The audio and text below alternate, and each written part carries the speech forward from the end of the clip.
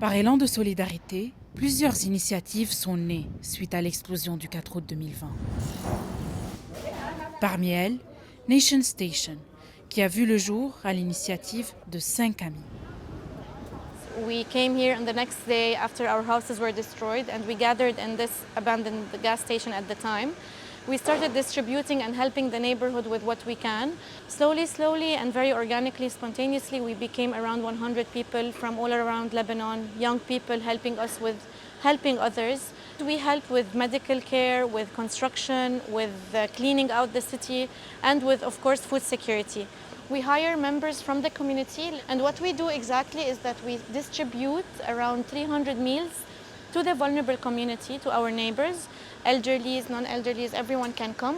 And what we do ever since 2022 is that to become sustainable and in order not to rely on funding, we are also selling meals from the kitchen to all those who can afford. Another thing we have worked on is not only distribution of food, but also creating a safe space for everyone to be in. So what you see outside is also how we transform the space into a space where people can come sit, can come talk together. 4 years later, we are still here. The need is still there, and it became even bigger, not only emergency and humanitarian, but also in terms of food security, in terms of development, and in terms of livelihood. So this is the difference between where we started and how we transformed this place physically, but also structurally into what it is now. Parallèlement, l'initiative Teta au jeu d'eau vient en aide aux personnes âgées, de surcroît particulièrement touchées par la crise économique. Et les produits laitiers, donc fromage et labné. Et on est prêt. L'initiative Teta Jeda a commencé il y a 4 ans après l'incident du 4 août. C'était spontané, on voulait aider les gens qui étaient affectés par l'explosion. Et on s'est rendu compte qu'il y avait plein de vieux qui étaient tout seuls, isolés et dans une précarité totale. Donc on a décidé de les aider. On a commencé avec 20 tétas et jeux d'eau. On leur apportait à manger pour le déjeuner et pour le dîner. Et puis petit à petit, on a commencé à aider plus de gens pour financer ces actions. Et aujourd'hui, on se retrouve avec environ 150 tétas et jeux d'eau, donc 70 maisons. On leur amène chaque jour à manger un plat chaud. Et une fois par semaine, il y a un sac avec des produits laitiers, fruits, légumes. Et en parallèle, il y a les visites. On fait plusieurs visites durant la semaine et surtout les samedis, vraiment pour s'asseoir avec eux, pour discuter de leur vie, de leur santé. 4 ans plus tard, on est toujours à côté de nos tétas et jeux d'eau. Ça devient de plus en plus dur, évidemment, mais le besoin y est. Donc, on ne va pas baisser les bras et on va faire de notre mieux pour les accompagner jusqu'à leur dernier jour. Dans un autre registre, la Beirut Heritage Initiative se consacre à la restauration du patrimoine de la capitale. Donc, la Beirut Heritage Initiative a commencé à travailler à partir de septembre 2020, donc moins qu'un mois après l'explosion, sur des travaux d'urgence, les mesures d'urgence qui étaient d'étayer les bâtiments et couvrir les toits avant la saison de pluie. Nous avons réussi à faire à peu près 25 interventions, donc ce qu'on appelle en mesures d'urgence.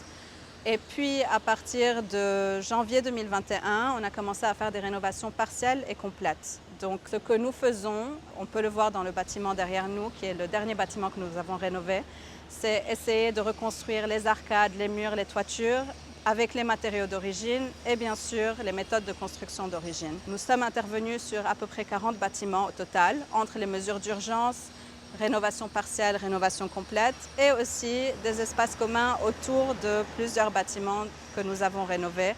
Notre mission est toujours d'actualité. Nous estimons que 60% des bâtiments patrimoniaux, donc ce sont les bâtiments qui ont été construits entre 1860 et 1940, ont été restaurés après l'explosion.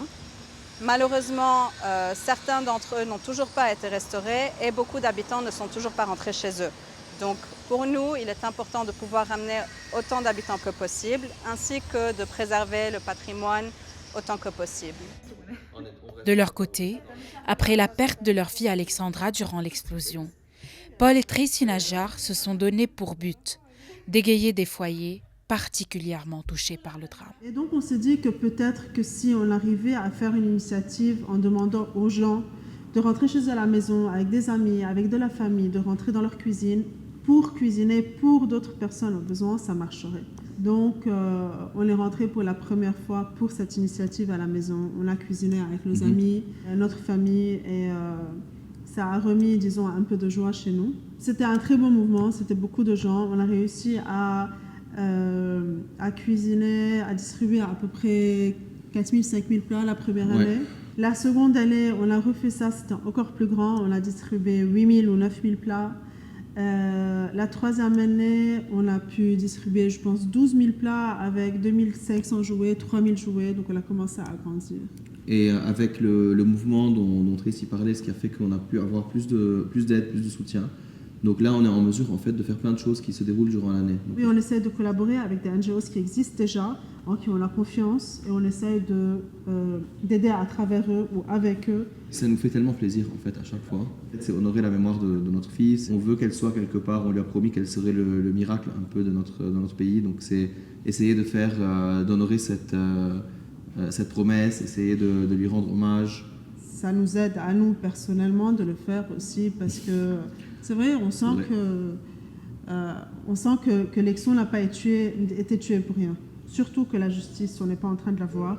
Au moins, essayons de changer autant qu'on peut, d'aider autant qu'on peut à travers Lexon. 4 ans après l'explosion, ces initiatives restent la preuve qu'au Liban, une lueur d'espoir illuminera toujours l'ombre d'un drame.